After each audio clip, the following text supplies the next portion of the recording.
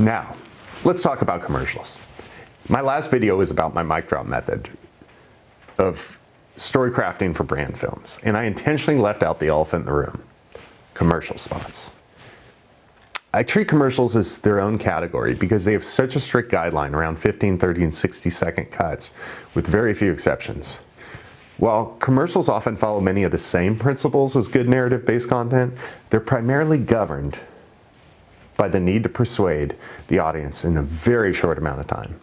So instead of traditional storytelling, where a story unfolds gradually in layers, commercials focus on delivering a punchy and impactful message. There's 6 common types of persuasion that we typically see in commercial, and most incorporate at least 2 of these tactics. First, you have reciprocity. If you scratch my back, I'll scratch yours.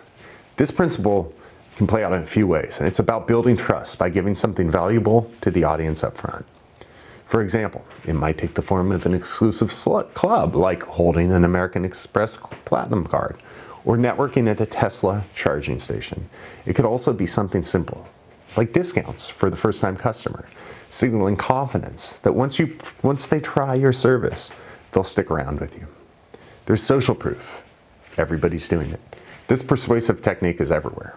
Anytime you see somebody using a product or a service in a commercial, that's typically social proof in action. It sends a message. If others are using it, it must be good. Scarcity. Act now. This is a limited time offer. This tactic emphasizes urgency. Only 3 spots remain in the seminar, or we can only take on a few more clients. Creating a sense of scarcity motivates the action because people fear missing out. Consistency. Reassurance through repetition.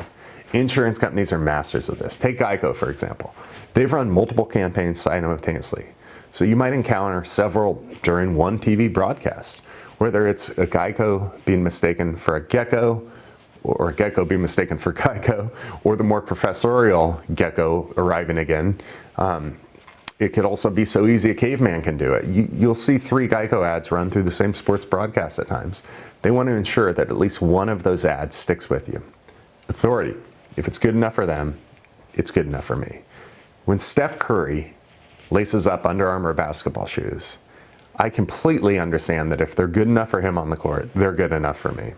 So authority can come from celebrity endorsements, testimonials, or industrial experts who tend to lend credibility to a product or a brand. A past customer, for instance, can act as authority by sharing their testimonial, their journey, and the outcome. Liking. By being relatable and likable, this method is often so simple it's overlooked.